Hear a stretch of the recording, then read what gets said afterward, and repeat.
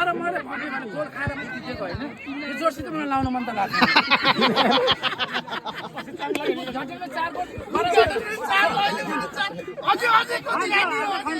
संजोग त रमाइरहेको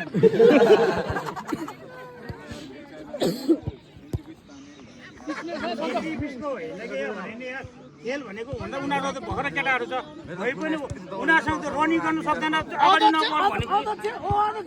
उनीहरू त भर्खर केटाहरू छ नि त यार त्यो माथि गएर रनिङ हामीले भेट्नु सक्दैन त्यो